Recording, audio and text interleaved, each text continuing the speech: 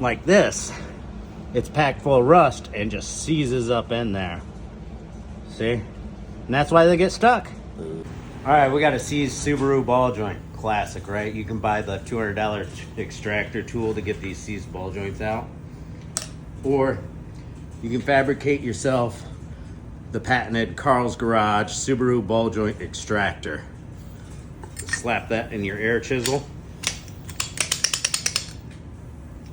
We're gonna turn this wheel. Got a chisel right in here, not to the point where it touches the ball joint as it comes out. Finesse this bad boy in here. It goes in at just slightest angle. Give her a few more taps. There we go. A couple more.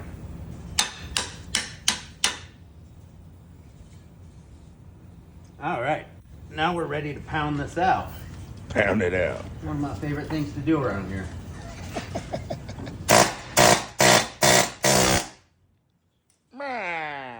Well, it started to come out. It budged. Yep. We got a gap going. You could see these threads are a little ate up on this ball joint. We have plenty of corrosion, but you see that gap? Right there. My thumbnail goes in it. Got a little gap. Yeah, got a little gap. We can take this out, replant it on there, hit it again. Spray a little penetrant in there now. Yeah. It'll get in the cracks. Yeah. Gotta naggle this back in here. I gotta get it on there tighter. I didn't have enough threads. Not enough threads on it. It broke free. Give her a few taps with that hammer, Jamie. I gotta hold it in place while you tap it. Wiener. Oh yeah, she's threads are gone. Oh no. Yeah, the deteriorated threads gave. I should have threaded it all the way on instead of just a couple threads.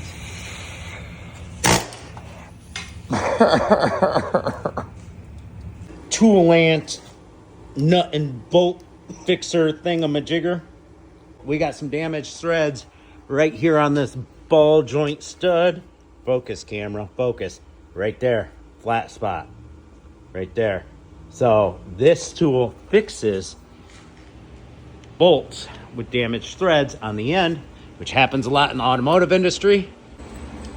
So we're just gonna simply hit it.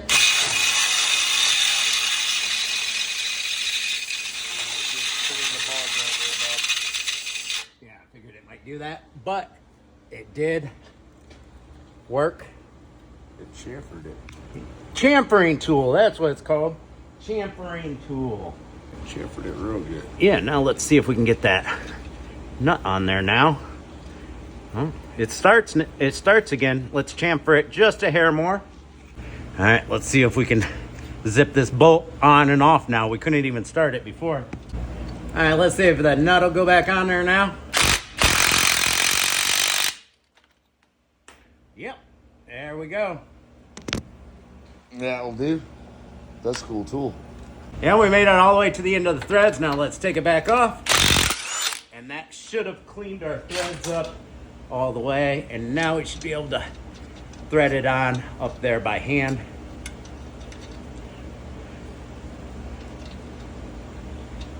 Assuming that the nuts threads aren't screwed up. Yeah. Which they are. They're a little messed up. But it'll go back on there for the purpose we need it for. We'll put that nut on by hand that far.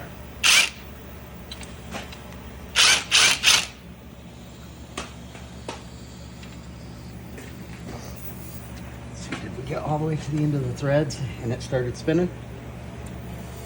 Yep, I think that's as far as we can go. All right, bud. All right, round two. I think the nut's on there better. Let's see if it takes off the ball joint.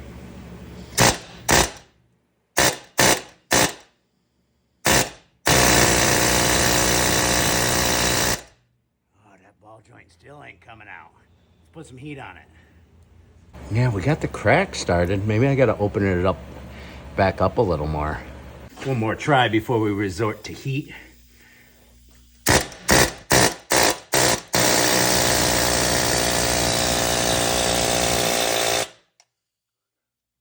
came down a little bit more. I don't want to break the threads free from the nut, and it kind of looks like that's what's starting to happen. Yeah, they're just vibrating loose. All right. I don't want to take a chance of killing the rest of the threads on that nut. So I'm going to give it a little bit of heat. All right, you can cut.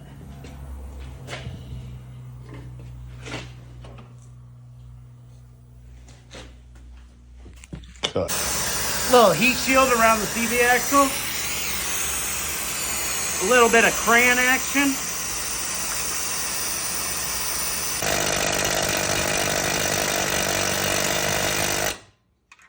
Come on, go, baby, go. Where'd that crayon go? Crayon right there. See that gap we got? Just a little bit at a time. A little bit at a time. It's amazing that it came this far and it still won't come out. It's gotta be, I bet it is just jammed up with rust all inside that lip. Look at the new ball joint. They got this groove. All the way around. The bolt slits in and locks it in there. But there's rust jammed packed all around in here, and that's what seizes these in. No way to clean it out. You just keep vibrating, heating, lubricating till it breaks free. And I'm amazed it hasn't came out yet. That tool should take them all out. This is one of the more severe ones I've done. You can get your air chisel pointy bit at an angle now that the lip is exposed and go brrr, and that usually works for me. But let's do some experimentation. Some more experimentations. How about now that we got a good gap, we'll go some more. We'll get some blaster really creeping up in there. Oh yeah, now I got all that spacing around the ass sucker down. Break some of that rust up. Yeah, we can really pump it full of penetrant now.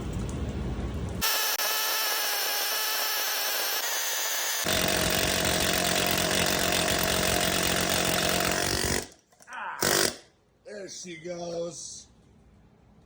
We have success, gentlemen and ladies.